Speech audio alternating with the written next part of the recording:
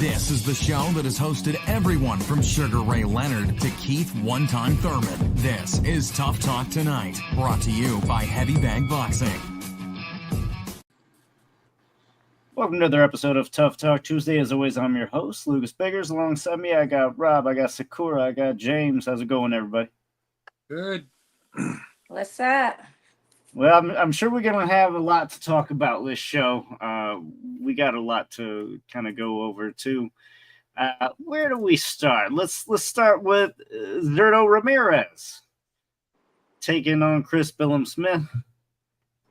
Guys, who picked Billam-Smith? I think there were quite a few, right? Me, James? I did. Okay. What happened? Let's go through it. What happened? I don't know. I couldn't tell you what happened. I mean, that just didn't go the way that I felt that Billam-Smith was going to be like more aggressive and just make it a grittier fight. But I also thought he had a little more skill than he displayed. I don't know if it's the weight or what he was trying to adjust to, but it just seemed like he was kind of not having the best of nights. But then again, Ramirez, of course, he could definitely improve. And so maybe that's what happened also. Maybe his game plan was just a better strategy than that of Billions. That's one thing for sure is Sordo Ramirez is getting better with every fight. He's a little bit more effective with his footwork, with his punches, with his punch selection. Everything he's doing, he's looking better, and he looks really, really good at just under 200 pounds. Do you guys think this weight class suits him a lot better? For sure. Sordo, for sure. Yeah, I mean, definitely. I think he's finally getting to the zone where he really should be more effective and not have to drain himself, and feeling good in the ring is also something that is beneficial for him and other boxers that choose to fight at their real weight. I mean, you just feel a lot better going into a fight, I'd say. And, cruiserweight, I can understand why it would take him some time to want to be at cruiserweight, being that the division isn't as rich as other divisions with competition and bigger fights. There's really not a lot left at cruiserweight. That is where Jake Paul is at, though. So he could try to entice that fight. But I doubt if that would happen, being that he's looking better these days. But other than that, there's only McKellican, or how do you say his name? McKellian. I believe that's he's coached by Coach Pedro from Cuba. But he is down there and he holds a WBC belt, I believe. But that's really like the biggest competition that he could have, even though I think they're trying to go in a different direction to be able to grab another belt, and unify with someone else that's in that division. But definitely, that's the only players that I really see in cruiserweight. So I can understand why he might have wanted to hang out at light heavyweight for a while and try to make a bigger named fight. For sure. So, I mean, Jay Uppy-Tail, or how the hell you say that last name? I'd like to see that fight. Opataya. That's a great fight. At the same time, I understand it's not a big money fight, but go ahead. Oh, it is. It is, though.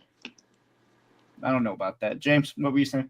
Well, he is undefeated. He's from Australia, and we've seen him fight most recently, and the guy's good. I think it'd be a fantastic fight against Sordo. That's a really, really good match. It's going to get money because Batai is with the Turks. He's over there with Turkey's Al-Ashish. He's being promoted and heavily favored in that. He's on every card. He's on every undercard at Usyk. So, yeah, they'll get the money to get it on with that fight. It'll be a big fight for Turkish Al-Ashish to put on. So they'll get the money. The money's there. They just got to make it happen. I like him at this weight. He had the advantage He did try to be great at 175 or at light heavyweight. He couldn't do it. He couldn't win the big fights.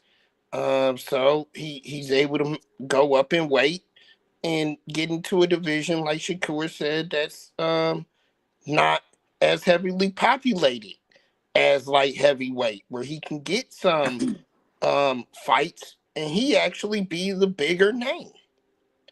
In terms of this fight, Billam-Smith is what he is. He does what he always does in fights. He gets behind. A lot of the times he got behind in a couple of fights. He came back to win by knockout because he has power there. He's very durable, and he lasts a lot. He's got a chin. Zerto nailed him a couple of times in that fight. Of course, he cut him up pretty bad as well. They ruled that being a headbutt, but all the punches Zerto was landing to the face and the head took his toll there, but he lasted the fight. So the guy's a durable fighter. He's legit tough. He just doesn't have the same skill level as Zerto. Didn't have the experience as Zerto did. He'd be better to learn from this ass whooping, as they say, and move on. Zerto, meanwhile, he's a better fighter at this weight, and like I said, he's the bigger name for these opponents, especially at cruiserweight. Over time, again, Turkish Al-Ashish, that could definitely happen. They get the payday. That would be a good fight. It's too bad that Ramirez left 175 really hot. I mean, with Morel and Benavidez, and obviously you got the two Russians, Bivol and Beterbiev. Maybe Beterbiev is not going to be available because I think he wants to fight Jake Paul next. meaning he can use the payday. Yeah, man. Zerto already lost and lost bad to Bivol, and that's why I said I think he decided to move up because he can and be comfortable at making the weight, and he be the biggest name and not have to risk taking that kind of loss again. Yeah, no, but he actually mentioned it in a interview recently that he didn't say it in a negative way, but he did say that he's got a score to settle. In so many words, he's got an itch, let's say, and he was pointing to Bivol because that's something that he wants to rectify. So we'll see. I don't see it happening, but because I mean he's just so much bigger now. But if it does, that'd be a great fight as well. Yeah, I think it's good to just, call out those last guys. Always say, man, I want to avenge that loss. It's good for you to say that. That's what fans want to hear anyway. But at the same time, we know you're itching up on 200 pounds. You ain't cutting back down to 175. You ain't tricking nobody. You ain't tricking nobody. We know you ain't coming back down here for this Bivol action. Number one, Bivol's a tough out. And again, that's not a big money fight. Bivol is not that big of a money fight. Now, I understand what you guys were saying. The Zerto versus Jay, that's a big fight and it will be signed, but I think that's more of an undercard to another big fight, if that makes sense. It's not going to be a main event on its own. Exactly. That's what I'm saying. Like, there's not a name to make it like a headliner that everybody's like must see. Right.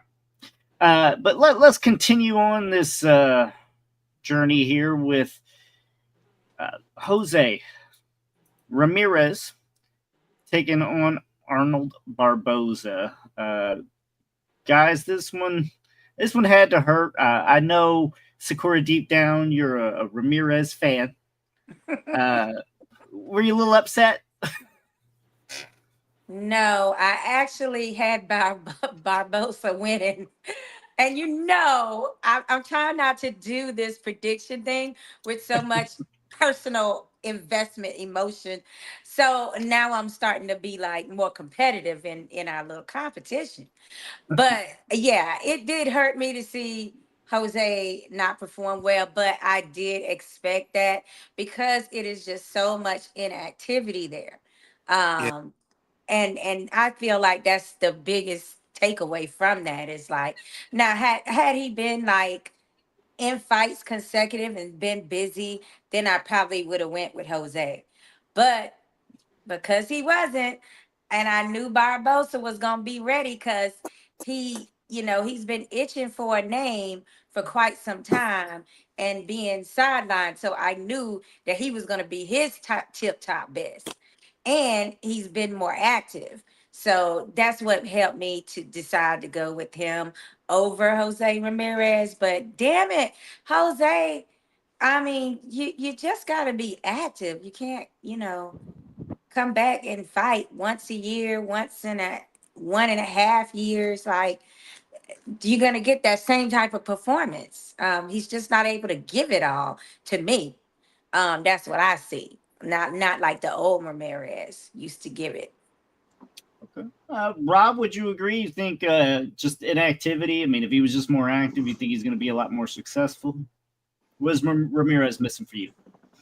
Well, I mean, to me, in my opinion, sometimes he comes out and he fights like Jose Ramirez. And then, like, on Saturday night, he fights like Jose Ramirez, okay? That's really my problem. And I got a bone to pick in this fight, and I'll get to that in a minute. But he showed glimpse of Jose Ramirez in this fight, and they alluded to that in the commentary. That's very true. Where he showed glimpse of it, but not enough. And it was like on off, like he switched it on for a second and the switch went right off. It's like Dr. Jekyll, Mr. Hyde. 1 minute he's Jose, the rest of the fight he's Jose Ramirez, okay? So yeah, and in my opinion, that's a terrible performance. But I have a bone to pick. I thought that was the bone. Barbosa. Yes, sometimes and a lot more often in this sport, you get slighted, you get bumped for another fighter, and you don't get your title shot. Sometimes that's your fault. There's not enough action in your game, sir. There's not enough action. I feel like this was a fight you could have definitely took more control of. Even though everybody saw you won the fight, it was a very close decision. It was very close. You didn't even extend a fight where a guy was less of himself. You didn't make it enough to where it looked like you completely dominated and won the fight. I get it. You're mad. You've been passed up and you've been at the top ranking for about 3 to 4 years now. And you've been passed up every time. But you're not an entertaining fighter. You always eke out the decision, no matter who you're facing. You just eke out a decision and win. And you're facing guys now who are actually looking down from where they once were. Pedraza is not the Pedraza we knew. Ramirez now, we alluded to it. Big layoff, issues there. He's not the same Ramirez that we're used to. So you want a title fight, you're going to have to look more entertaining than what you did on Saturday night. I mean, I would have liked to seen him look more eye-catching. So you do have somewhat of a point there.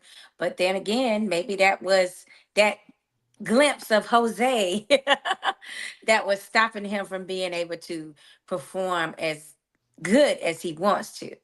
Like some of that is just because of your competition did increase, like you're no longer you fighting a Jose Ramirez who has been highly competitive in his record up until recently.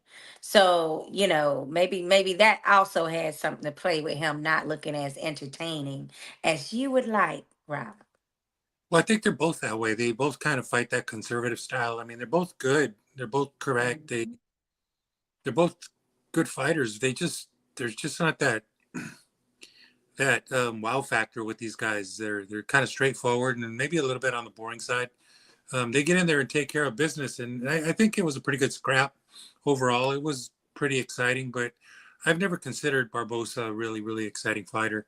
Not like, let's say, Virgil Ortiz or Boots Ennis, or, there's just something about those guys that makes you want to watch. And I think with both of them, in this case, Ramirez and Barbosa, you want to watch because you're kind of a hardcore, but that's it. Outside of that, there's not that wow factor. And so they're just not going to get that crowd on their feet. And I don't think they did in this case. It was a good scrap. That's about it. I mean, I felt like Jose used to be more entertaining when he used to go to the body and force all the action and, just really be on top of a guy. That's when he used to be like the most effective. But you can't do that type of level of activity when you're, so inactive in between fights. Well, he's fought a little bit more. I think the sad part of it is that Ramirez has fought like once a year for the last 5 years. This year he's fought twice, but that's about it. Hopefully that changes next year and he gets like 3 fights in or whatever it is. That'd be nice because he's one of the top contenders in his division. And, there's a name out there that resonates, and that's Teofimo Lopez. I'm hoping that one of these two guys might get that shot, and I think it's going to be Barbosa. Which sucks even more. Which sucks even more. I'm going to be honest. I don't think I want to see either one of those. But go ahead, Rob. Yeah, the idea is right. Because team up is, but Teofimo does bring that electricity to the fight. Depends. He fights up and down to the level of his competition. That's why I don't want to see that. He fights to the level of his competition. Therefore, when you see him face a Barbosa, he's not jacked up for this fight.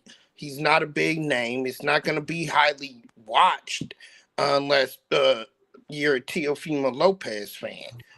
Yes, he'll try and win the fight, but he's going to fight up to the level of the competition.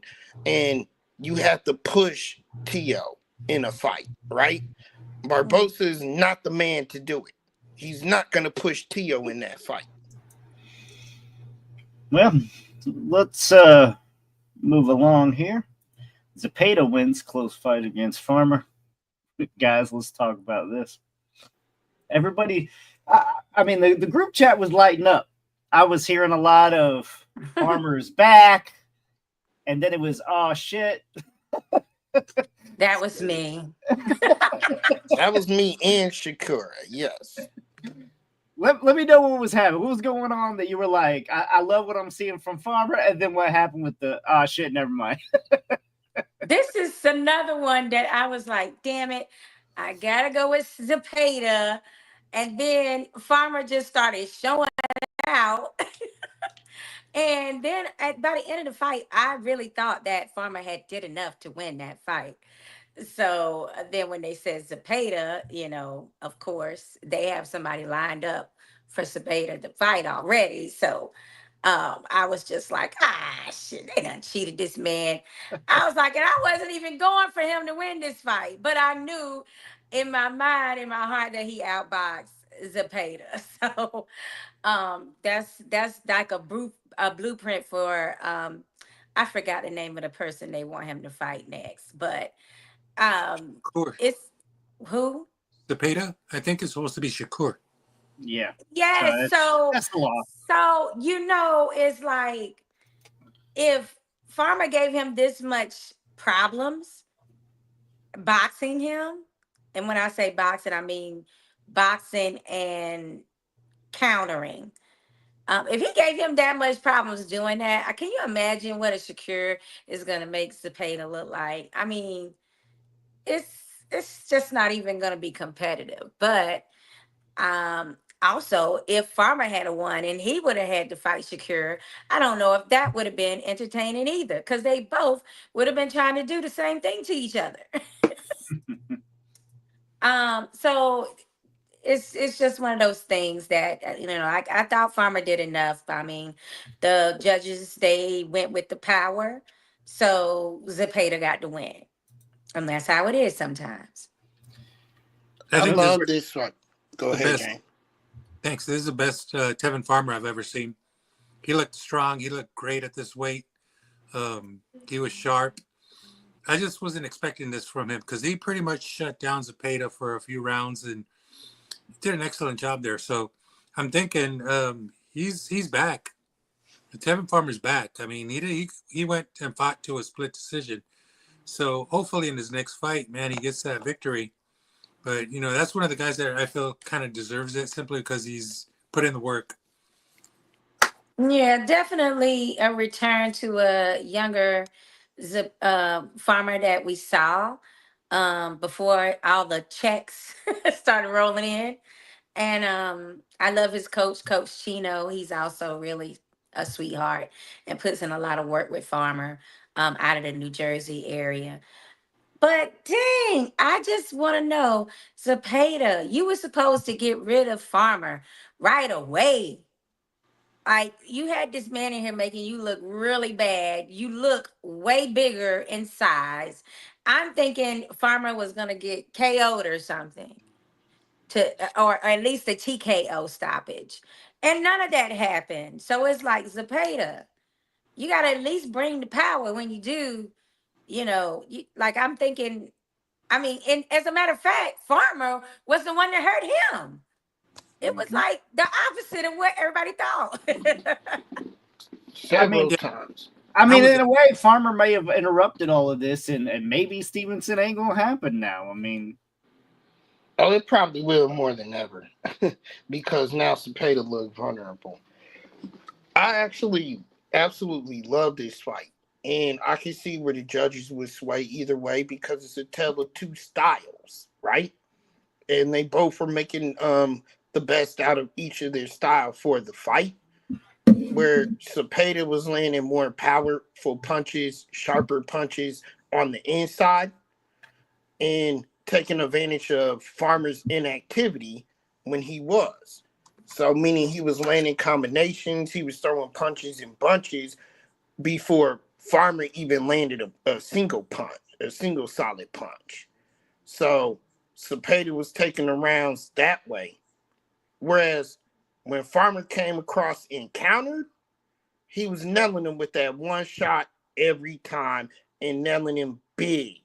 And that stopped all the momentum from Zepeda and hurt him several times in the bout. So Farmer did what he's supposed to do against that type of guy, against that type of puncher. The biggest thing that Farmer displayed was his confidence in not being scared against a guy like Zepeda when he was landing combinations, when he was landing punches and bunches. He knew the counter was there. He used it, took advantage of it, and the Mean won several rounds off of that, and changed the momentum, swung the momentum more so in his way in that fight. De La Hoya said at the end of the fight, absolutely, Farmer will be back and keep these types of performances up. He'll be back often and better, you know, back to where he was. So to answer what you're about to ask, Lucas, Farmer was a fighter at one time. They used to fight 4 times a year. If we can get that Farmer back, he can absolutely get back to that level, get more better with each fight that goes around. And then I would say he can even come back, get a rematch with Zepeda. He was in that fight Saturday. Maybe this time he can actually do enough to knock him down at least in a fight. Because Zepeda almost did go down, and if he would have won that fight. Well, I was actually getting ready to say this was his 3rd fight of the year, so we're starting to get that Farmer back. I mean, say what? It really shows. I mean, I think I was pleased with Farmer. I mean, he didn't get the victory, but he lost a split. And the idea is that over this entire card, I think his performance was like one of the ones that, to me, kind of really stood out. Simply because he looked so confident and good and shut down somebody who's known to be a killer. So, yeah, no, I'm perfectly happy with Farmer. it was a close fight. Did you guys have it for Farmer? I didn't mean, score. again, I I didn't score. did. again, it could be your preference. I didn't score either because I picked Farmer to win as an upset, so I was biased. Okay, hang on. So James, you don't necessarily have to score it, right? But at the end, were you expecting a name or were you expecting a draw? Like how were you looking at it at the end of the fight? Before the fight, like let's say I was expecting Zepeda to be in control and maybe work to a TKO or something, or Right. But unanimous or whatever. And then immediately following, what were you expecting? When it was live, I was watching it in bits and pieces because these fights are a little bit too early for me, and I'm still working, and it's just bits and pieces here and there, and so I don't enjoy them as much. So I need one of you guys to put in a phone call to Turkey and tell them to postpone a little bit. So yeah, so Curry, you got connections, and so what I watched, I was like, I saw Zepeda go down in one of those rounds. I think it was 4. Round 6. And and so I was like Where's really Turkey shocked. at during that fight? I was kind of shocked, but Farmer looked good, and in the end, I was not surprised that it was a split, and that's all fine. But it looked like a pretty good scrap. And then I watched the highlights, and Farmer's a talented dude, very, very talented fighter. And he came with the power this time, which is something he's not known for. He's not known to have a lot of power. Did you see Farmer winning it? I did not. Did you? Yeah. Did you see Farmer winning it, Sakura, Rob? Oh yeah, I thought Farmer won it. That's why I said OS. That's why I said oh shit. Okay. When I heard the decision, I was like, Zepeda, what? Oh shit. The problem I had is when he faded. And when he faded, it was obvious he was fading in that fight. It was a hard fight, yeah.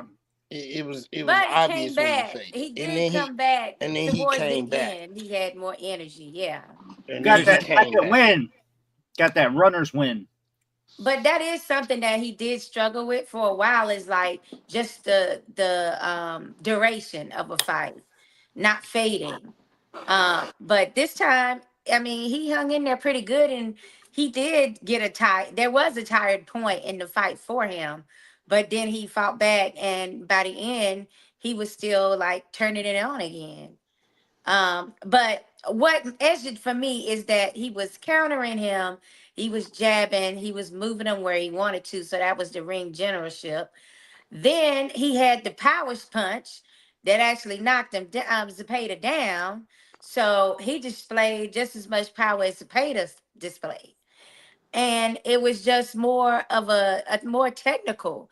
You could tell he was more technically sound than Zepeda was. He kept hitting him with the same punch. I believe it was a left hook that kept landing for Farmer. So Count on the counter too. On the counter too, yes. That fight actually reminded me of the Katie Taylor versus Serrano fight as well.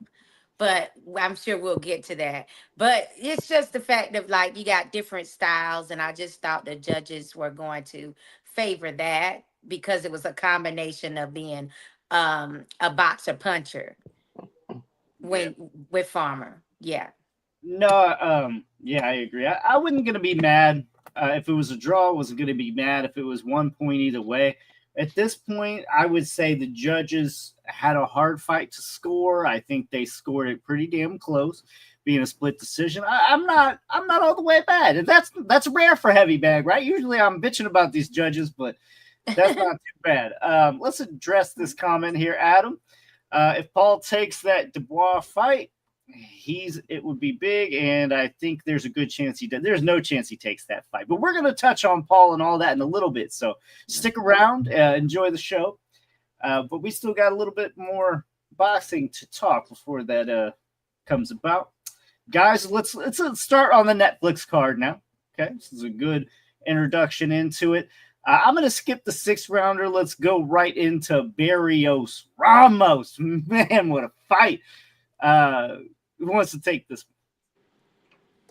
I love that fight. I mean, it was everything I thought it was. That and the Taylor versus Serrano fight. Those were the two most exciting things to me about the card, to be honest with you. And Barrios and Ramos, they gave us what we paid for with our subscription this month, even if it was a little technical glitches. Netflix, get it together. But because they had such a great matchup, I could understand they came up with the draw. I get it. But at the same time, I did think that Barrios did enough to win. I thought that he was decisive. The punches he landed were crisp, and they definitely affected Ramos. And so I did favor him in that fight. I thought he had did enough. But you can't be too mad with a draw either, because Ramos was bringing it on. He was there for it, and he gave back, and he took just as much as he as he dished out. So it was a fun fight for sure. It was. Go ahead, James. Thank you. It was kind of funny when the first time that Ramos went down. It seemed like the announcers were kind of hinting that this might be over pretty quickly. And I'm thinking, not really. Abel Ramos is a killer. Yeah, and they don't know Ramos. He is highly experienced, and he fights well, man. I'm like, this is far from over. This is going to get really, really interesting, man. And I'm glad it did. Okay with the decision as well. I mean, it is what it is, and maybe that comes back to a rematch, and that's all fine.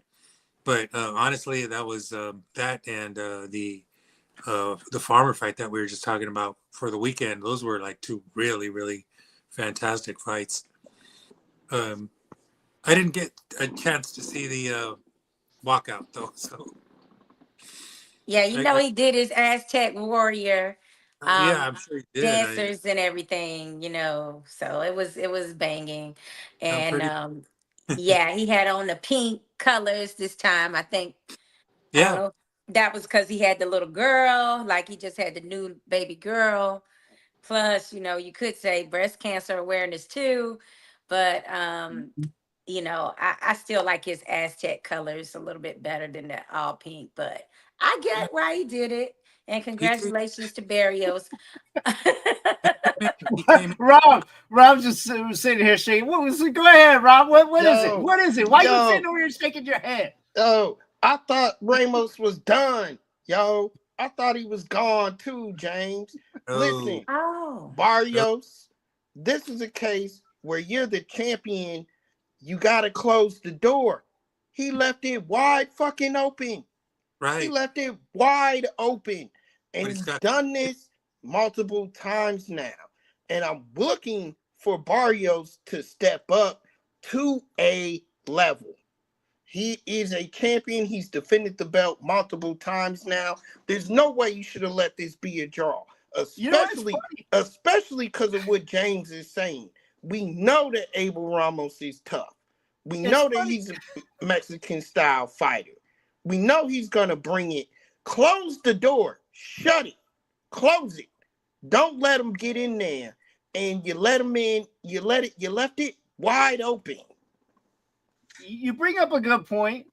I was about to say is I have seen significant growth in Barrios since his loss to Thurman. But you bring up a very valid point. What is the last time you've seen him let somebody off the hook like that? The last fight should have ended in the knockout, and he let the guy go the full 12 rounds with him. And he was a sharper fighter. Yeah. Barrios was a sharper fighter. So there's something with this kid when he gets in these fights that I don't know what it is. I can't put my finger on it yet. You're right. No, you're right. You Maybe he doesn't have enough confidence to realize that he now is the bigger guy at welterweight. Like he doesn't get that. Oh, that's right. I'm the bigger guy in here. I have more power, and he doesn't trust that power. Maybe I don't know, but I like the fact that it went back and forth. Both of them have knockdowns. Like, I love the whole thing. So Oh, I even though love you the wanted them fight. out, even though you wanted them out right away, I'm kind of glad that it went the long distance because it was so entertaining. Oh, I love the No, fight, but I'm a there's Barrios fan. And for me to sit here and solidify you as the great champ that we all want you to be, you got to show it. James is absolutely right. We know Ramos is tough. You knocked him down in the first couple of rounds. Take him out. You know, Don't leave that door open. You're right. He's done it in the last 3 fights. I mean, he's able to get Ugas down. Couldn't finish him either. You know, and I think you're right, Sakura, as well. I think, you know, he doesn't believe in his own power. And He's a little too cautious to just jump on him and get him out of there. He doesn't want to do that. And got a quick one too, and that's what he's got. But he doesn't have that terminal power. He doesn't have the KO power. He's not an axe man. He can't really chop you down. You know, he has to have that shot. Yeah, no, the idea is that he's one of those guys that will fight to the duration. Yeah, that's just who he is. If he had it, he would have done it. He would have showed us. He would have showed it in this particular fight. He had the guy hurt. All Rob is saying is once you have your man hurt, like, go in for the kill. Do it. Well, why you got not, but not just that. Not just that. You leave the door open for what happened to Barrio. He got knocked down. Yeah. He got knocked down. Yes. You see you can't leave that door open, people. And Ugas was begging him to knock him out. That was more of him not wanting to give him no more punishment. Like, because he was looking so bad.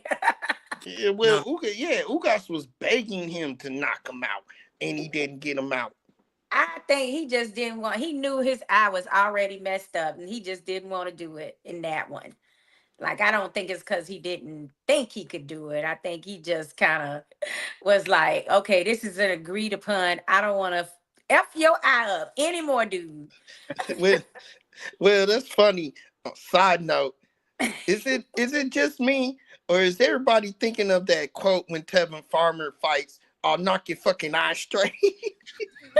Oh, ouch. Oh, I just had to say that. Pardon my French, y'all. I'm sorry, Dad. I'm sorry. Back to the topic at hand. Comment. Rob, I understand why you're disappointed, Mr. Alexander. Rob, we're gonna have to deduct a point for a low blow. Right. I'm sorry. I always think that. But no, back to the topic though. But Barrios, he got knocked down. You know what I'm saying? You can't leave that door open, man. You can't, and then you get a draw. You know, yes, you're still the champion, but are you? Are you? Because you didn't successfully defend the title. You didn't win the fight. He is the champ. He should have won that fight. He did enough. And he is the champ. That's right. Because if you don't beat the champ, you don't get the belt. That's why if it's a draw, the current champion keeps their title. But what I'm saying to you is everything that you're saying is what makes it such a great fight. No, I mean, you bringing up the damn that he got dropped too. I'm like, that's right. Yes, they both hit the canvas. I mean, there's nothing wrong with that to me. It was. I don't know. I think if you're gonna have a draw, I think the rule should be immediate rematch. I don't see that rematch happening in this one. I really don't. I think he's gonna move on. Like, I really don't see no rematch happening. It could happen now. It could happen. It could, but I don't know. I'm down to have this is now. I mean, Stanius was who they wanted to have him fight next, and I seen where I think I sent you guys the photo of it where Dave sanctioned and a fight has been made. A fight agreement has been reached for Stanios to fight someone else, which you know, I can't even pronounce his name, but I was like, I'm gonna have to do some research on this guy now. But so he's going to be tied. Basically, what I'm saying is Stanios is now going to be tied up with this fight that he has coming up. And so there is room enough for Barrios to have a rematch with Ramos. Well, It's just, does he really want to go through that again? well, Like he escaped with the I belt. think, yeah, Escape's a good word. I think they want Boots, and we've all said it, and even Boots and them have a lead it into it a little bit too. But that would be the next step if Boots is going to remain at this weight. Would be a title fight with Barrios, and that would be Right. a good one. But the problem is with Barrios is, like I said, and Stanios, I followed his career. Stanios is a killer in the ring. He's a killer. He's not backing down. He sees blood. He's taking you out. He's taking you out. Has a high KO ratio. He's actually a big 147 pounder, tall, very tall, big. He brings power to the division, and he's been ducked for that reason. So that's a hell of a fight right there. So Barrios has got work to do. He's got some work Well, to do. if they make a Boots versus Stanios fight first, and the whole issue is just gonna be, that's Taylor, what you described Stanios is doing is like perfect for somebody like Boots to take advantage of. Not really. Stanios is a Forcing the killer. action, standing in front of somebody, coming in aggressive. Like those are things that will let someone like Boots just completely set them up. And I just feel like I need for either one of these fights to happen that you've mentioned. I mean, I don't care whether it's Barrios and Boots or if it's Stanios and Boots. Um, but we need to start getting these titles together. Like we need to unify the the welterweight title so we can see who's the best out of this new crop of top fivers at welterweight. Well, So I'm I'm ready wondering, to just see any of them belts be unified. I'm wondering who that next fight for Stanionis is against, because I know that he's signed to a fight, but I just don't remember. And But his I last fight, posted it in the heavy bag group so you can see the photo of it. Um, because I don't remember. James. It's like a. It's not that far down. It's like something I posted this afternoon. Okay. Lucas, you see it? I didn't pull it up. Yeah, I can't get to it right now because I'm actually using my phone, but Same here. All right. That's okay. We were needing to kind of move on. Barrios. Rob says you still need to work on a lot. I say you've improved, so just keep working. I would actually recommend Barrios to maybe extend his horizons a little bit. Try to learn from another trainer. I'm not saying switch trainers. That's not what I'm saying. Learn more. I think there's a lot of room for Barrios to grow in this game. I think his potential has yet to be reached. Well, who would you want to bring in to help hone in on confidence and more power? I got a name. Go Frank ahead. Roach. Robert Garcia. Well, also, yeah, he is known to like highlight the banging. Yeah. Well, I think either one of those would help. I think it's more than anything. He needs to add to his repertoire. Become a student of the game. Learn from other big names in boxing. You don't have to leave your trainer, but I think there's a lot there still left on the bone for Barrios. I think you got a lot more potential than what you have filled this far. But moving on, all that potential met in the ring, and what a fucking fight. Taylor-Serrano did not disappoint. The highest paid women's boxing, right, Sakura? That's right. And the best fight, probably, in women's boxing. And the most viewed women's boxing bout ever. And it's a fight that raised the bar for women's boxing. Yeah. Women and men. Women and men. I was scared for them. I'm really happy about this simply for one simple fact, is that a lot of people tuned in to watch Tyson-Paul. and got a good fight in Barrios and Ramos and stuff. But this was showcase, and boxing was on display for the whole world to watch. And now you know, because I know you're watching, all 150 million of you viewers watching tonight. Women's boxing is real. It's for real. And yeah, there's 2-minute rounds. And that's all fine. This is for real. And the fighting, the level of fighting, and that standard that they're setting, this is it leaves no doubt that this is the future here. We're going to see a lot of good women's fighting coming up because of this fight, or because of the 2 fights that they've had. Man. Yeah, I agree, James. I love this fight. Was everything that I told everyone to make sure they viewed, because they were texting and calling about the Tyson fight, of course. No shame in that, but I was like, look, you want to see a good fight, you make sure you catch the ladies fight right before Jake Paul versus Tyson starts. I said, if you can get that in, you'll enjoy the fight night.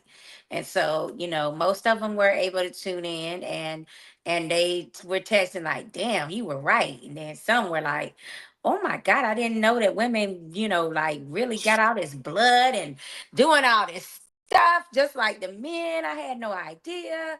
And they started asking me questions about Katie Taylor and Amanda Serrano separately, asking me, well, how long they been around? And have you ever seen them live? So I knew that they were engaged when they started asking questions like that. So this is exactly what was masterful about this particular boxing card, is that it just allowed multiple generations to be able to see, like, this is the standard of where boxing for women is at right now, and it's worth you viewing, it's worth you keeping up with. And that was the message that these 2 ladies sent, and boy, was it a banger. Well, in plain simple English, this one saved the card. This was it. Like, we have a mediocre card with a not so great main event, whatever. We'll talk about that. But this fight was one of the most electrifying fights I've seen in a long time. I mean, for me, it's rare that something lives up to that hype. I was afraid for Taylor-Serrano both, because I'm just like, there's a lot of pressure on this fight to not only live up to that hype and to try to win, but just to try to show out. There's a lot of eyes on the sport of boxing. This was not only a win for women's boxing, this is just a win for boxing as a whole. Fights like this are the reason that anybody would like boxing. And honestly, this was their Gotti Award moment. This is the women's first Gotti Award that I would say is going to live up. The trilogy, you're already wanting to see them. We don't even care that the record is 2-0 for Katie Taylor. That doesn't even matter. I don't give a shit, because I just want to see it again. And even if Taylor wins again, I'm probably going to want to see a 4th one, James. It's just that good. It's just that good. However, I do gotta go ahead. Well, some would real quickly. Some would argue that it's 2-0 Serrano. I would be one of those guys. Just ask Javi. I would be one of those. I'm not. I definitely think that Serrano won the first fight for sure, but I think Katie was out hustling her on this one. But before we even get to that, I'm with Lucas, where it's just like they could fight 50 times, and it's to the point now where we know we're gonna get some action. We know that they're gonna be at each other, and they're gonna want. They're bringing out the best in each other, and we can like see it round by round, and that's very rare. And you only get that when you have like a Pacquiao Marquez, trilogy, or some of the older trilogies that we have. So this is something that no matter how many times I see Taylor versus Serrano. I don't care if they're like 58 years old and they want to come back and have like a retirement, retirement home boxing event. I would still want to watch these two. Yeah, I mean they go at it, and they have that fight chemistry, Yeah. and you know they one gets it, the other one wants to give it back, and it's just a wonderful violent ballet. But I really want to know and where you guys are coming from, because as far as I'm concerned, leading with the head, it was pretty egregious. Okay, it seemed intentional. I'm not a fan. I'm that coach in Serrano's corner that was the one being like, what the fuck? This is some bullshit. I was mad. Okay. I think it was egregious, but I want to hear what you three have to say about this, because I'm sitting here screaming disqualifier. It is the 12th round, and I'm saying disqualifier. She looked to be trying to abrase with her head. That's not cool. You already saw the eye is completely open, and you're trying to rub in there. No, it's disqualified. You're out of here. They took a point from her, and I agree with that. No, and no further. As far as what it does for this fight, when you got a fight opinion, like this, you don't want to be interfering. Let the damn women, the women fight just like you let the men fight in that type of fight. I agree, but if it's causing that much damage, and you're literally, your style is determining in a cheating way that you're coming out ahead. Hold on real quick, James. The rules need to be upheld. They were. They took a point, but they need to let them fight, like Shakur says. Listen, this is what you want to see. It's boxing. It gets dirty. You tune in to see blood, sweat, and tears. But we saw all three of those in there. But not headbutts. I'm not able to see headbutts. They're like, Taylor with the headbutts. Serrano actually got her ass with some headbutts too. Like, it wasn't just one, like Taylor doing it all. They were Southpaw versus, Orthodox. This is something that happens. Referees know this too. They are onto that matchup style and what happens. So for a point to be taken, and it's a contention, it's already highly competitive. That was like, enforcing, like, hey, watch your head. I've asked you before to watch your head. I asked you a sec. Okay, now I'm taking a point. It was totally fine. But after that point, it's like, okay, we only got like a round left or 2 rounds left. I'm not going to keep interfering in this fight. Then everybody is on me as the ref. And on top of that, it was just a style clash. No, they'd be mad then, because they ended a hell of a fight, too short, and they let the men do it all the time. They let get away with it all the time. Tyson-Holyfield, it was not intentional. Tyson-Holyfield. I think the referee did whatever he could, but at one point he told Katie Taylor, you got to do something different, meaning like, you have to use a different stance or whatever. I don't know what he was alluding to. But what I was looking at is that this was repeatedly happening, where her head was... She butted her in the same spot about 3 times. I counted 3 times. And it could have been more. I counted 3 times. They're not looking at the fact that they both were having those repeatedly for 10 rounds. But it's not. But it wasn't intentional. It's a style clash. You know what though? There's some headbutts that are really egregious where you like, okay, you need to disqualify this motherfucker. But this one was a little bit different because of her height and the way. Because of the style, James. Right? It's because of the style. But, and so it's a clash of styles in a sense, physically. So it's a real difficult call, but when you have a cut fighter and another fighter who is continuously attacking that with a forehead, you got to do something. Take another point maybe, or... Well, if you feel like, but if you're not doing it intentionally, that is the ref's stance. Well, they take points when they feel like you're doing it intentionally. She was not doing it intentionally, but because she has the shorter reach and she's shorter in height a little bit, she has to try to get on the inside. That how else is she gonna get on the inside and use her incredible hooks? Yeah, Like, but that freed up the right hook when she was coming in. I I mean, think if I'm Serrano, I'm like, move your damn head. it's almost impossible because she did this repeatedly for almost the I entire fight. But I it's Which difficult. means A really that you can difficult call here. expect it. I It's agree with James. Look, Take another point. I'm just saying, let the fight happen. Don't disqualify her. Take another point. Guess what? We would have had a draw. We would have had a draw. Then the corner can be less mad.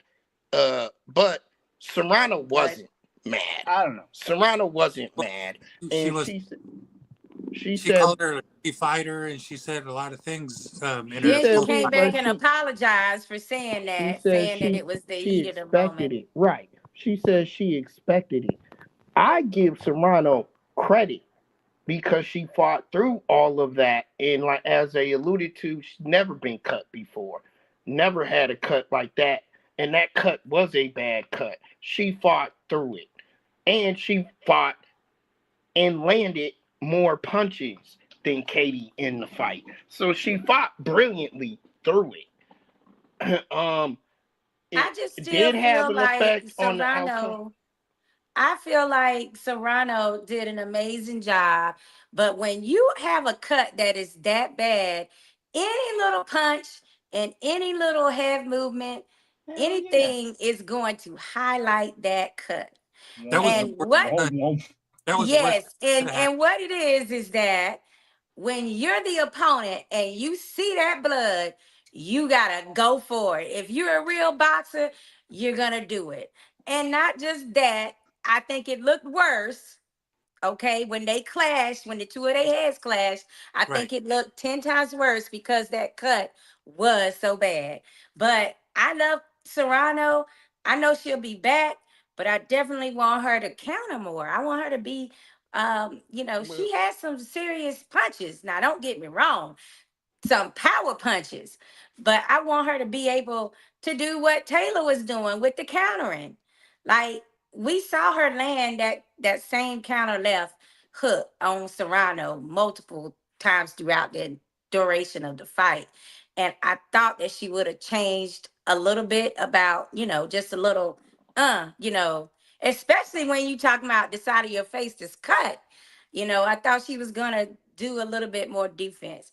And I know that Serrano has superior boxing skills, but when she gets in these fights with Taylor, they are just right there in each other's faces and they just go at it. And I'm like, if Serrano would fight what she's known for, like slick boxing and power, she would win with no question to me. But when she gets in there with Taylor for some reason, they want to just go at it and go hard. I Like think I don't think this stylistically these two will ever change in the fight against each other. They just mm, bring that out of each other each and every time. Let me give my take on this though. okay, I Bout. agree. Let me give my take on this bout before we go further because I haven't yet. Um, Before you do, though, you can't see Serrano trying to get on her bike. You don't think she kind of forces the fight? at the beginning, yes, but at some point, Katie's gonna bring that out. Katie's gonna do something to her. Maybe another butt. Something's gonna happen. And she's gonna bring it out of her. And she was But forcing the action to where she started making Serrano have to fight on her back foot a lot. And I was just gonna say that.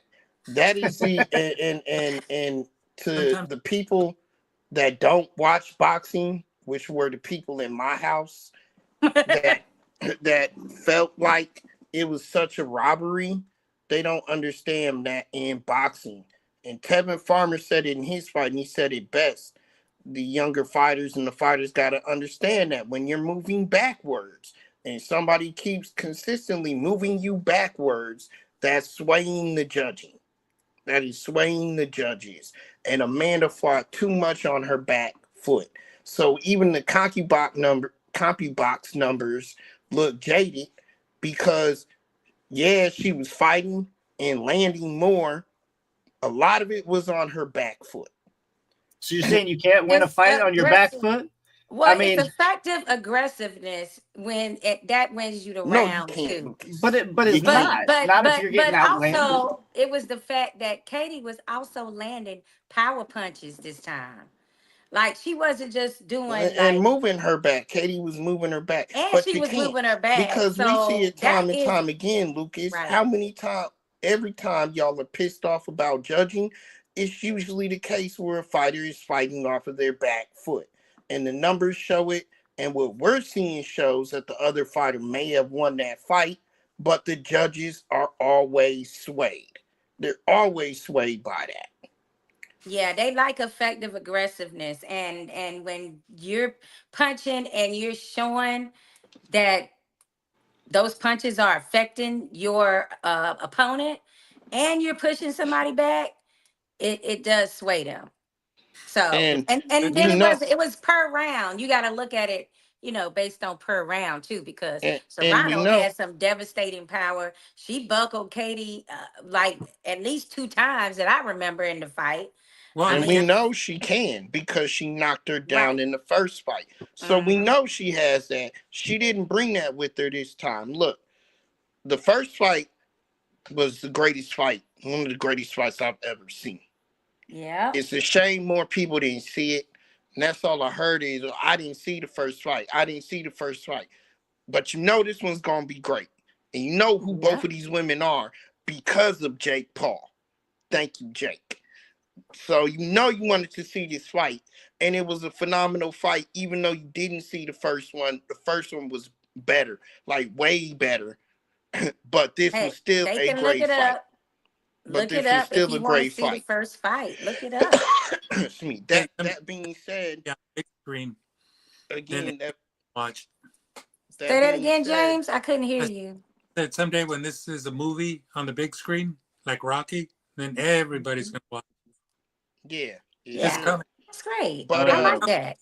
But that being said, this is what the event was about for me. Was this fight right here? Mike Tyson can play himself. To me, the Barrios and Ramos was the co-main, and Toronto Taylor was the main event. I made everybody in my house come watch it. I made everybody sit here and watch it, and they were disappointed, but we'll talk about that later in my speech. What I wanted to say right quick is super duper quick is that Serrano showed something that I had not seen. She is a consummate boxer, a good puncher, a brawler. She's got it all. And sometimes when a good boxer meets a good puncher, she brings the punch game with her as opposed to the boxing game. And that's what she did here. Yeah. That's what I really, really appreciate about Amanda Serrano. I had this for Serrano. I was surprised that they gave it to Katie Taylor. In fact, I was shocked. I'm surprised at you because you love your slick boxers and that effective aggressiveness. Like, but Serrano rocked her in almost every round and outpunched her, and it came down to the 10th round. It didn't stop her though. That thing is that it didn't stop her. Serrano outpunched her big time in the last round. So I just don't see how this is possible that Katie Taylor can walk out with a victory and all her belts. In my eyes, she lost, and she lost undisputed. And to me, Serrano is a champ at 140 here. It's just not the way it is. I mean, they gave it to Taylor, and then that's just the way it is. But James, you're moving forward and you're getting rocked. I mean, James, as it turned out, the official record says she lost. Listen, that's not what he's saying. Come on now. What I saw. But what he has his opinion. That's what he saw. Decisively. But I didn't see it decisive at all. I feel like it could have went either way. It could have even been a draw. But I thought that I seen Katie out hustle her, and that is not what you want to. I'm looking from like the judging, because I've tried to like attend a lot of judging workshops and things like that. Matter of fact, I'm going to the WBA officials convention that they're having, like a seminar on it. That's because I awesome. like to learn more, which all of us as true boxing fans should We try can to all learn catch more. one when it's close to you, because it really pinpoints what a judge is supposed to look for in a round, not just the number of punches. That's not what just all they're looking at. Um, because you can be one of those people that don't have no power and you're just like punching like crazy and they're not doing anything to your opponent. They're not gonna like lean towards you if that's the type of punches that you have. But either way it goes, I'm just saying, like, I did find it to be a situation where Katie just showed she looked like the person that was grittier, that wanted it more than me, and but there's specific points of the fight. And Serrano cannot keep getting baited into being on her back feet and not allowing her to, like, she should box her some. Serrano was coming forward the entire fight, and the other thing is that she had higher No, output and higher. she was not coming forward the entire fight. She was No. coming forward left and right.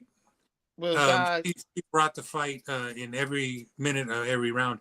The other thing is that she outlanded Katie big time. But that's what I'm saying. You don't just go, if you're a judge, you don't just go on who lands more, because it's not always how many punches, but it's the effectiveness of those punches. So Therein, she had a power punch. Let's say she had like 5 power punches in a round, and 3 of them really didn't have an effect. 2 of them did. So if Katie Taylor if she lands any 3 other power punches from her end, now it's just back evening again to a judge. It's you know, not just, I mean, it's more nuanced than we think.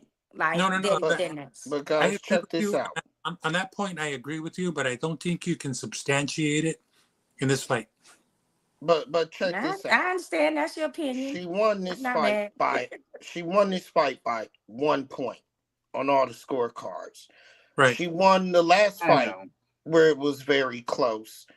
And then now we have this argument on both sides of the spectrum because fans alike both say Taylor won, Serrano won, which means this is definitely has to be Trilogy. a trilogy and it's a great fight.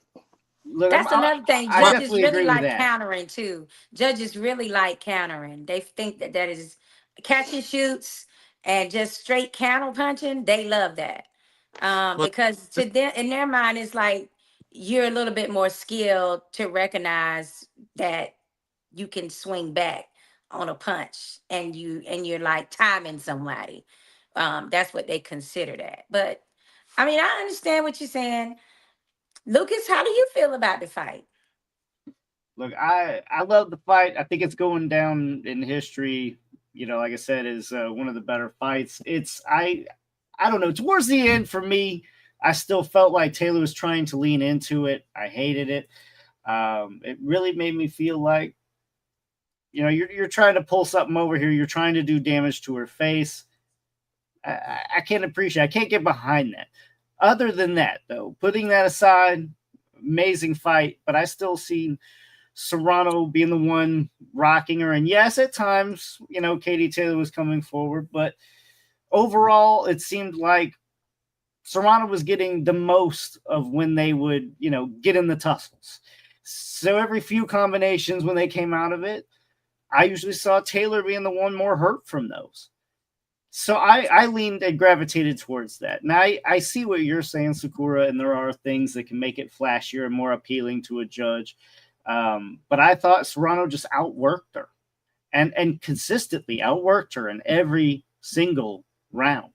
Yeah, she landed. Katie Taylor was obvious with her punches. She was trying to focus on accuracy, trying to throw lesser punches to do a little bit more damage. And I think in doing that style, it succeeded, but I don't think it was superior necessarily to what Serrano was able to put on. I had Serrano probably by about 3 rounds. I mean, I wasn't officially scoring; I was just watching. So I was expecting a Serrano win. 2-3 rounds I wasn't going to be upset about, and then Katie Taylor again, even after a point deduction. Oh, it's hard for me to see it. So in a way, I was one of the robberies, but it wasn't. It's a close fight, so I hate saying that word. Right. But I get it. I like what how you said that. You guys know I don't like the use of that word. It's comes a little bit too often. What word? Robbery. The R word. Yeah, I don't see it as a robbery either way, because you have to be. That's like a sweep. A robbery is like this was a total sweep, and there's no back and forth going. And if the fight is that bad, then we would not be sitting here saying that it was that great and that competitive. Well, in this particular case, Cora, I'm going to go out on a limb and say that this was a robbery. I hate to use that word, because when fights, I understand this game pretty well. And, no way. How can anybody say a robbery when the 5th round, when she was cut, and then Katie swung them 2 punches on her, and that shit, it just flapped open more.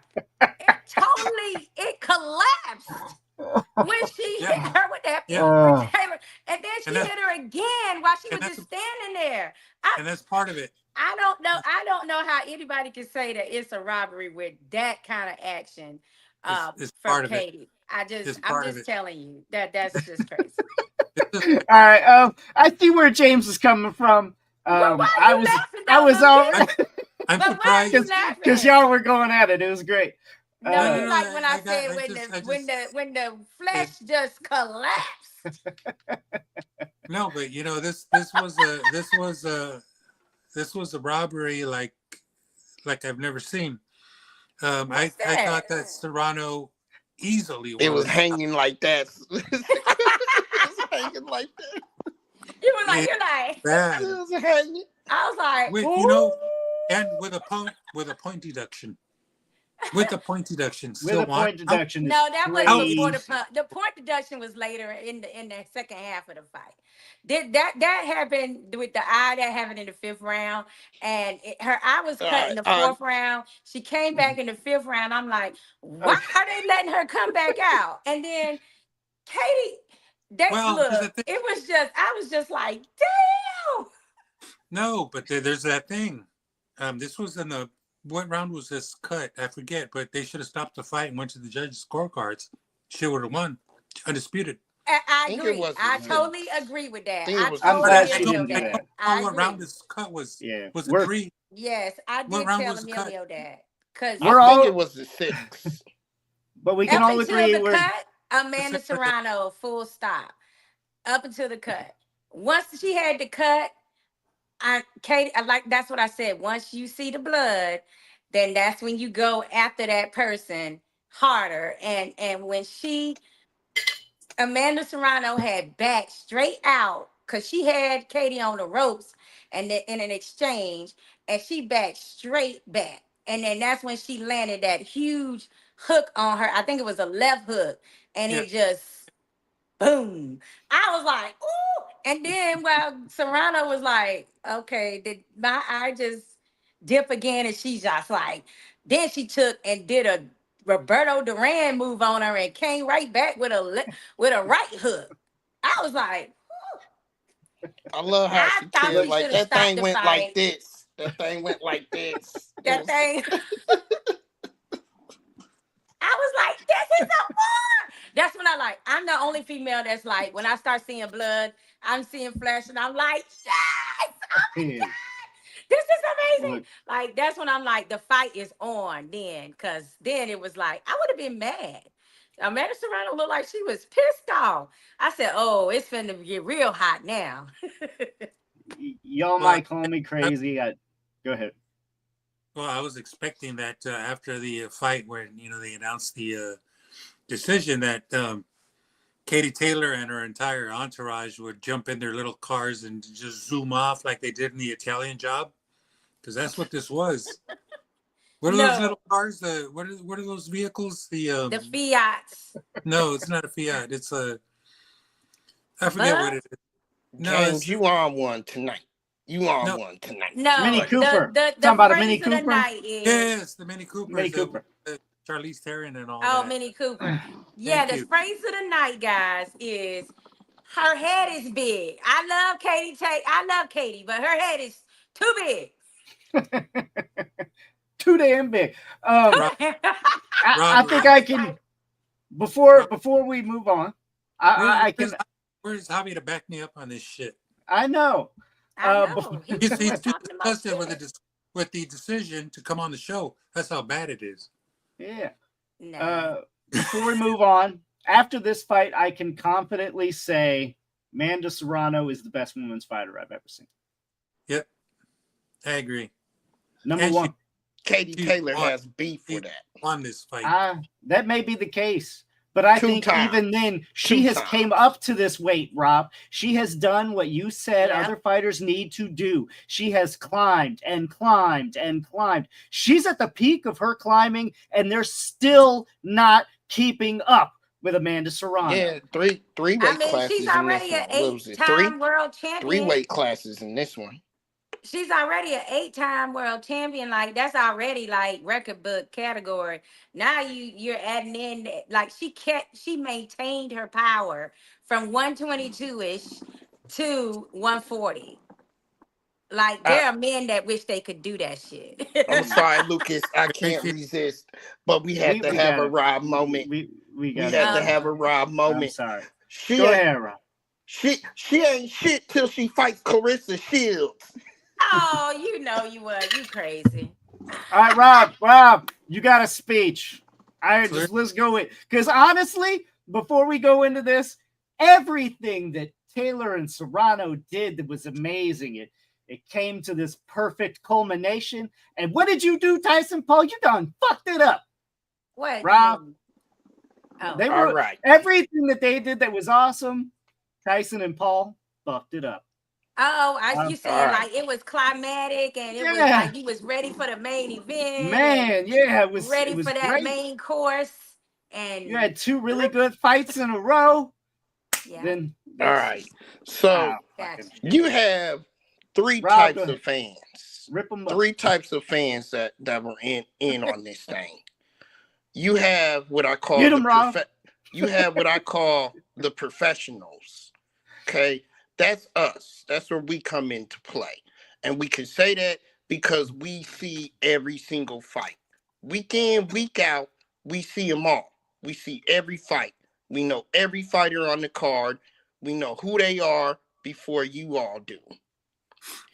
Then you have your nostalgia fans, right? The ones who ain't really seen a fight since the heydays, Mike Tyson's. All of those, right? So you have your nostalgic fans. And then you have your commoners, right?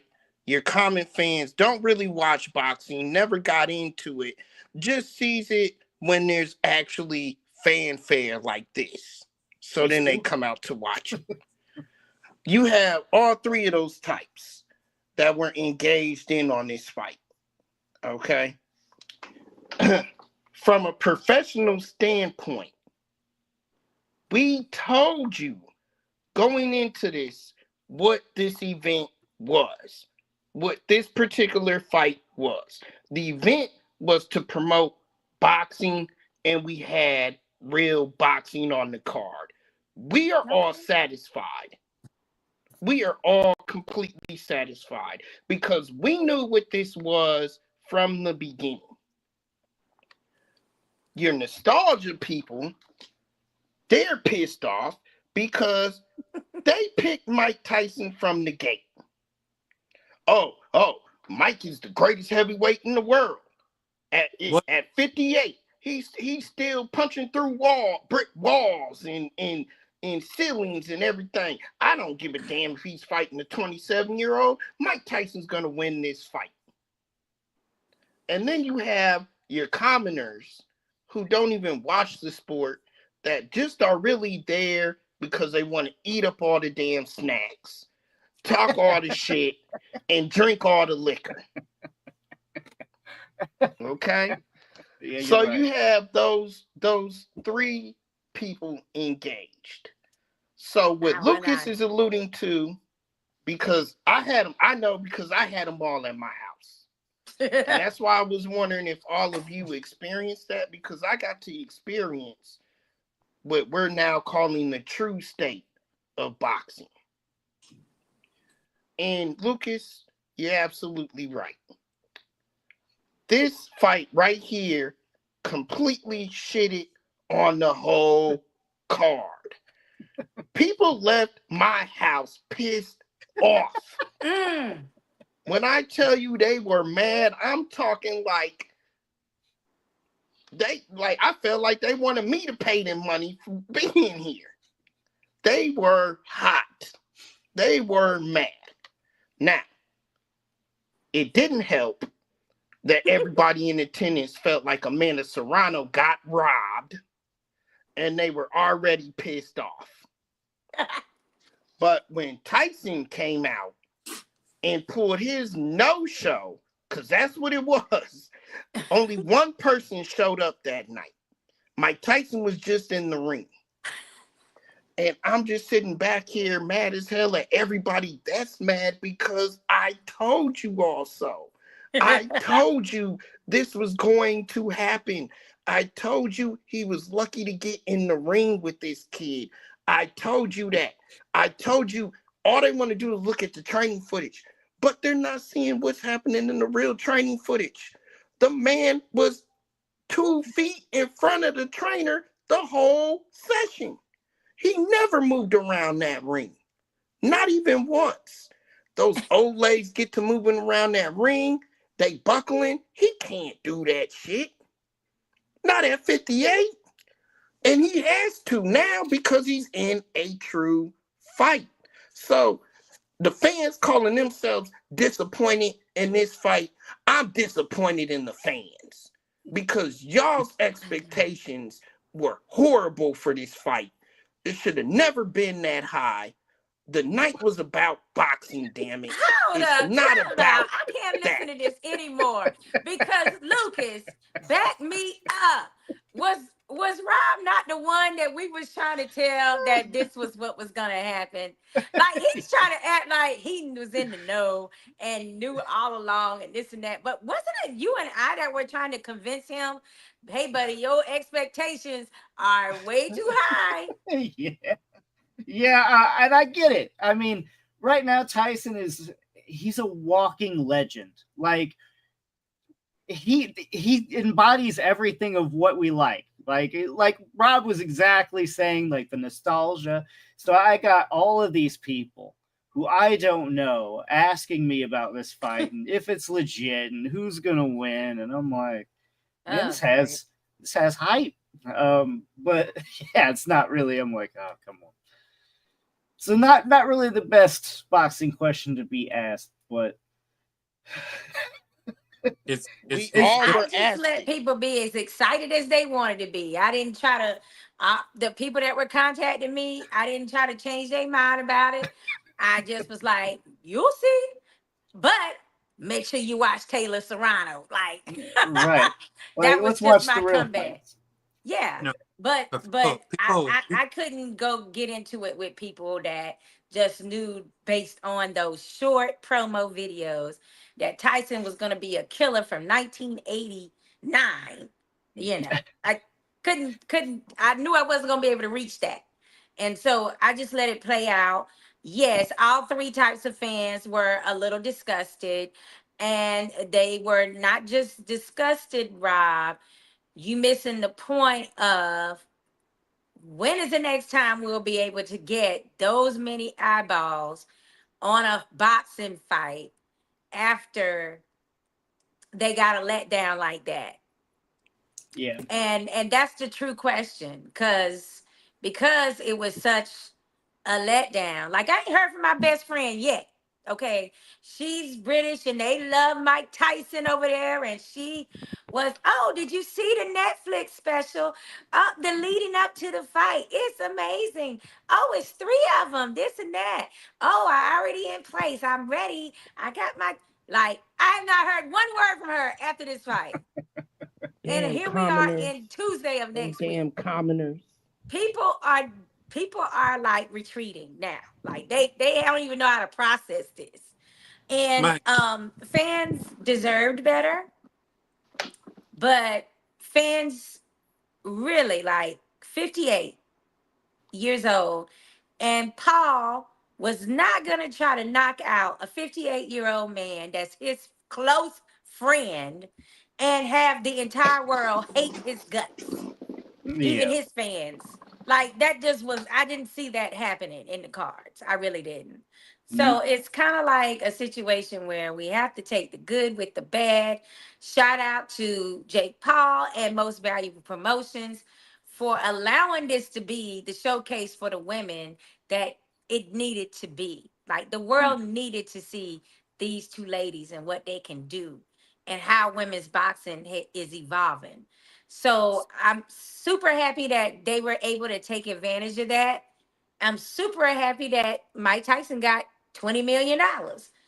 And I'm not so happy that Paul got Mike Tyson on his box rig right now. But if that's the trade-off, okay, it is what it is, because all these fans got to see Taylor versus Serrano. Barrios. Some of them tune in early enough to see Barrios versus Ramos as well. So I mean, we got to take the good with the bad, but we're diehard fans. So I don't know how I can convince someone that's a casual or someone that only likes to look when it's a Mayweather or, like a name that's familiar to them. I don't know how to talk to them about coming over and watching a fight with me or making sure that they watch a specific fight that's coming up after that performance. Well, there's this thing. You look at this build up to the fight, and you have a fighter saying, "I'm going to knock him out, and I'm going to do this, and I'm going to do that, and blah blah blah." That's typical in fighting. Yeah, we hear that all the time. I'm going to knock you out, blah blah blah. And you get the something that I really don't like seeing, and sometimes I detest it, is the weigh-ins and the face-offs, because there's just it's just such a waste of time. The weigh-in was better than the fight, James. Well, yeah. Guess what?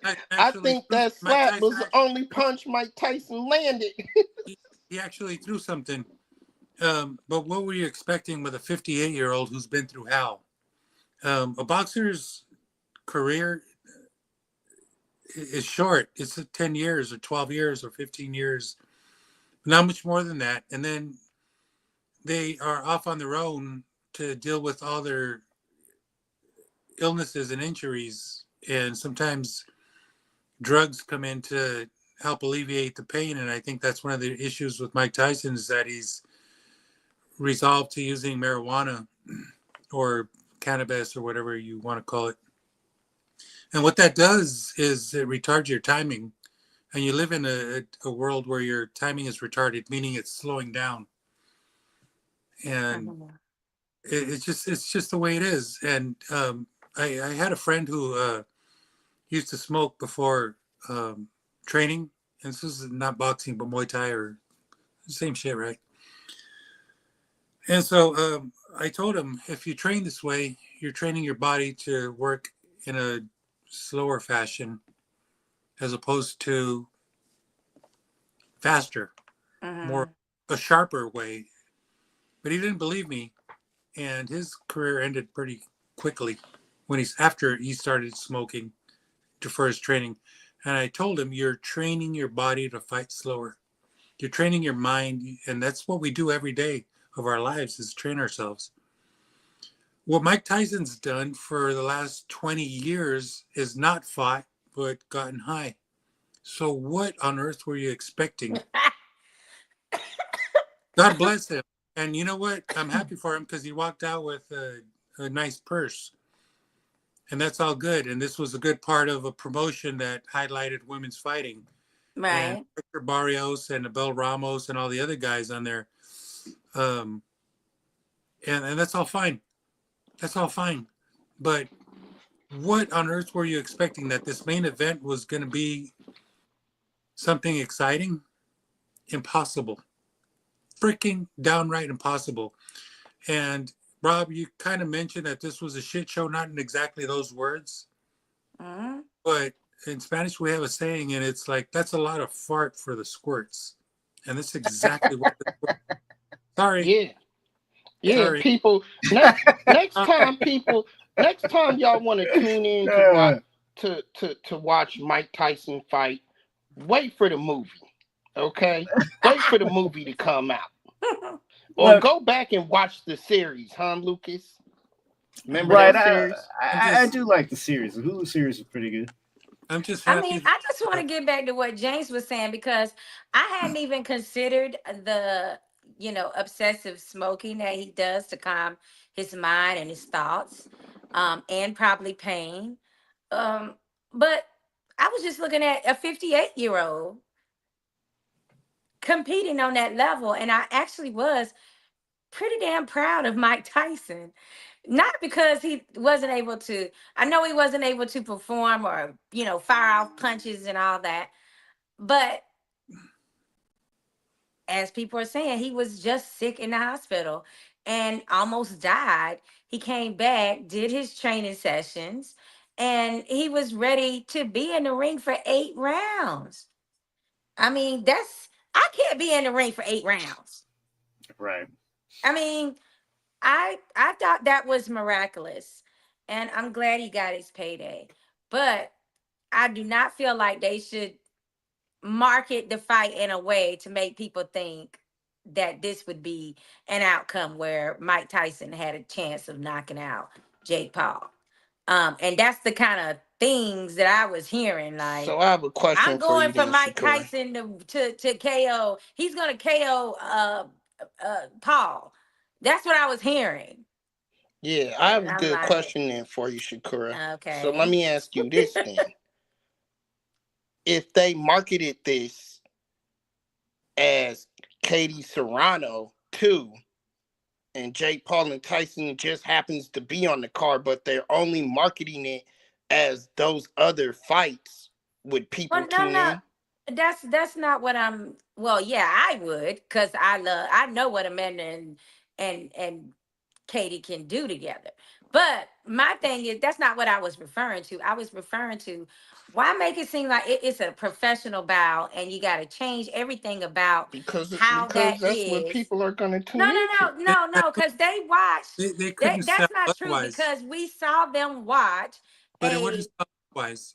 But no, we saw people watching an exhibition between Mike Tyson and Roy Jones. We saw the numbers for Triller, because that was Triller fight. We saw that was only 1 million, I think, right? Hold on, let me finish. What I'm saying is, we have seen them pay to see Mike Tyson under that kind of a matchup, where we know it's not for him to try to kill an actual opponent. But once you start reducing it to like, yeah, it's a professional fight, but oh, wait a minute, it's too many rounds, and oh, wait a minute, we're just gonna have 18-ounce gloves on, not regular 4-ounce gloves. Like, once you start dummying it down, there's only gonna be 8 rounds, not 10 or 12 rounds like there normally. Like, it's like, just say it's an exhibition, and then people's minds won't be going wild with these grandiose ideas of yesteryears and Mike Tyson having an opportunity to knock out a younger 27-year-old Jake Paul. Like, I'm just saying, like, they could have been more realistic, because the letdown, I'm not sure if that is going to not have residual effects with the big mainstream fan base that was watching, 108 million people that were watching globally. I mean, they can't even do a rematch because of the way it looked. You can't say, Oh, we're coming back for a rematch. Jake Paul versus Mike Tyson. Nobody's going to want to watch that now. Like, they've ruined that entire thing.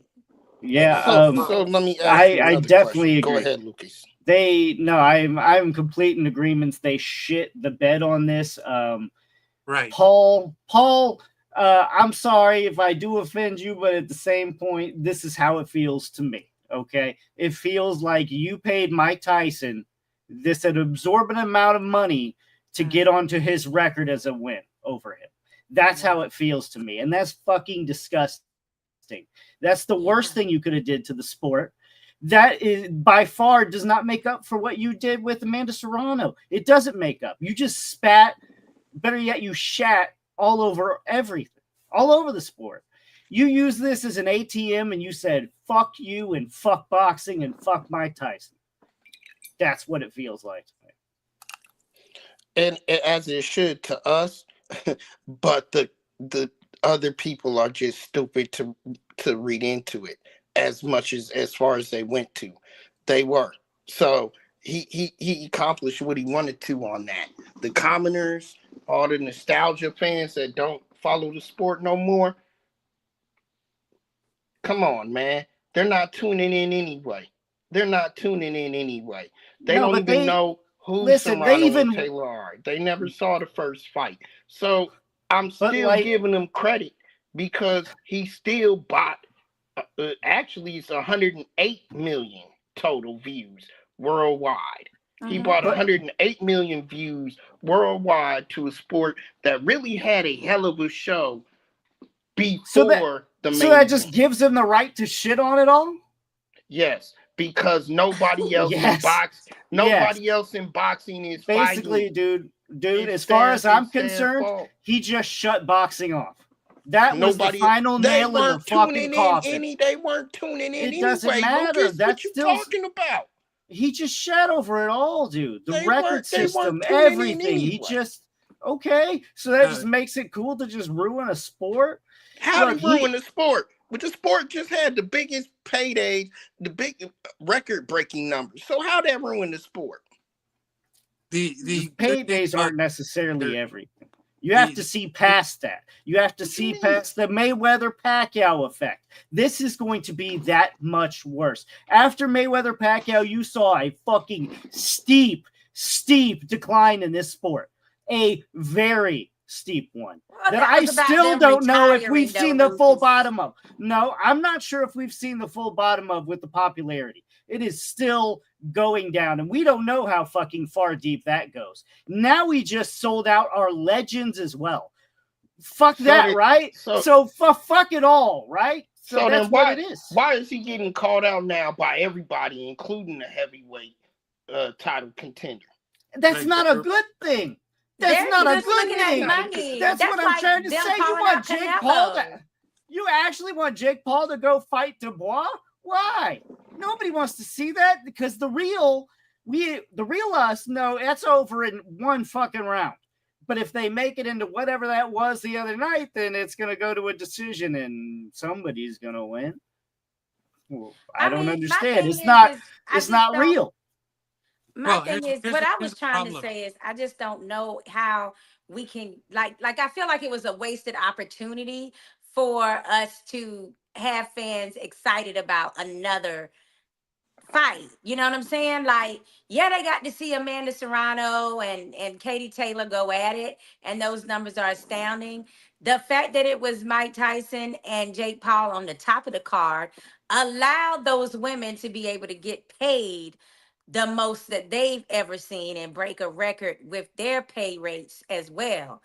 The only issue I'm saying is that because of the way the fight went with the action in the fight with Tyson and Paul, you know, there's some pissed off people that might have been still interested in future fights had it not been so meh.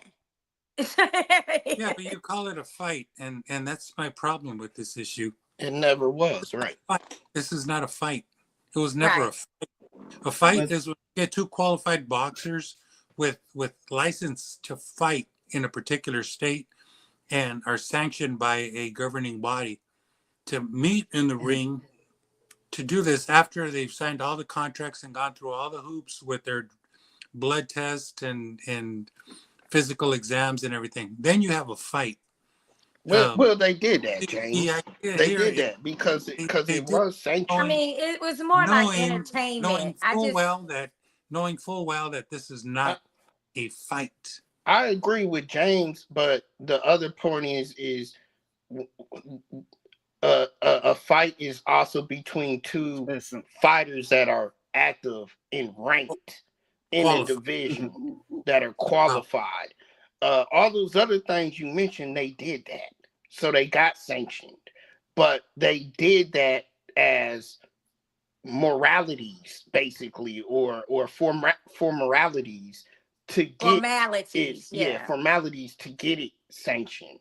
But as it being a fight, no, they're not two active boxers that are ranked in the divisional system and already been sanctioned by these commissions and these bodies prior to this fight. This says a lot about sanctioning bodies. Anyone who sanctioned this fight has got to have their fucking head checked. Well, it wasn't that's at least a good thing. Off right there. It was not any belts on the line in that fight. So regardless, it's no sanctioned organization involved. It's just the Texas Athletic Boxing Commission. They are the ones that, them specifically, but they're not like a, And it shows up as a professional bout. Now, in English, not in English, but in Latin, we have the saying that it's a caveat emptor. So beware buyer. And people purchased this fight, or maybe did not purchase it because it was free or whatever the fuck is going on with the pay-per-views. That's all fine. But the idea is that we have millions and millions and millions of casuals, respectfully casuals, who wanted to watch Jake Paul, their idol, their friend, their favorite fighter. I wouldn't even call them get casual in the ring fans. Get in the ring with a legend, but that legend stopped being a legend 20 years ago. This is boxing. It's not storytelling.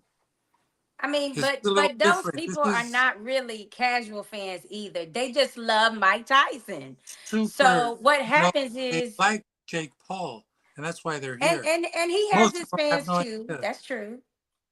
Most of them have no idea that Mike Tyson fought the way he did and did what he did because they're just not of that age group. I was lucky. I saw him fight. I was in the gym when he was in the gym. It was spectacular. And that's what I mean by legend. I mean, these kids just remember like stories that we've told them, and we've built him up. He is a literal legend right now, guys. We lived on it, but we passed it to this next generation. And now they're like, man, Jake Paul is going to fight that guy. So that's what this accumulated to. And you're right, Sakura. I hate it because this ruined anything future for Tyson. Tyson could have milked this out for a few fights. He could have did like a Evander Holyfield 3. And he could have did those. And I think they would have been highly successful. And yeah, Paul got him a lot of money too. But it was kind of like he got all that money at once instead of, maybe spreading it out a little. But Tyson better take that money home. But I think that, James, you're doing did get him a lot of money. You're minimizing the amount of people that love Mike globally. Yes, they were Paul fans, his crowd that he has online, but it doesn't equal 8 million people viewing this fight, or 8 million. Actually, it's probably more than that. 108 million households means that it's way more people that watched on that one house, that one view. But what I'm saying is highly promoted. Yes, it was highly promoted as well. But then you also had people that were tuning in from Ireland that wanted to see Katie. People Right. on the island of Puerto Rico for Serrano. People Yeah. that were for that YouTuber that was on in the beginning. I forget his name. He actually had his own fan base. Then you had Barrios fans and Ramos fans that they like. It was a culmination of all these groups of people, which made it a multi-generational event. And I just feel like the way that it ended, the way the card ended, it wasn't something that can make people want to stick around and see more of that as much, Yeah, but because they got their souls. Yeah, basically their souls were snatched out and they were sad about, damn, Mike didn't do shit. That's what I was hearing. I well, mean, the So least it's like I'm it just seemed like it was a waste in one way, but in another way, at least people saw that women's boxing is amazing and something that they should really check out more. I I agree with mean, that. And I'm happy for those people who saw a fraction of Mike Tyson. the least Jake Paul could have did was knock these old ass out. Okay, I would have No enjoyed that. way. I Ain't would have nobody wanted to enjoyed see that. that. No. I did. In the I end, There would have been a No. riot. There would have been a riot. You can't do that to Okay, Mike Tyson. I would have wanted to see it. First of the all, Back I'm up what glad you that talk, scenario buddy. did not play out because that, first of all, fighter safety, you still dealing with a 58-year-old Yeah, man. he got his ass in there. And second of all, you're also talking about if you think Paul got some haters now, just imagine if he'd have knocked out these people legend. Well, well, Like they what you gonna be? What you Yeah, gonna be hang mad you at in the then? street. What you gonna be okay. mad at? You paid to see a knockout. You got a knockout. And All right, Mike is guys. probably Well, on a respirator. in closing, I just want to say that I know that Artur Beterbiev has thrown his name in the hat. He'd like a fight with Jake Paul, and I hope he gets it in a steel cage. Right. I like That's ridiculous too. They're all calling out Paul now. So Conor Everybody, McGregor Lucas, too. Conor you like McGregor wants a MMA style fight with Jake you Paul like McGregor. now. Yeah, you McGregor, better be Du Bois. They're all calling him out. Lucas, so guess what? I think, buddy, that you think it killed this. No, I think this is just the beginning. and well. that's what scares me. That's what There scares me. are a lot of boxing. See, that's why you're not here with me, Rob. You're not here. So we're not There's a lot seeing it. We're seeing it very different ways, but there's a lot of boxing purists in this world, and I'm one of them, and I'm with you if you're a boxing purist. And if you're not and you enjoy this entertainment, more power to you. I got no problem with it. And again, I'm a little bit more harsh. Reiterate me I and know Shakira's point. I'm Me and just Shakira's saying, point. advertise it as such. They're putting entertainment, they're, sports. they're putting on real boxers on the card. Yeah. And these fans, these commoners, these fans, these nostalgia fans who ain't following, these people who ain't following the sport no more are watching.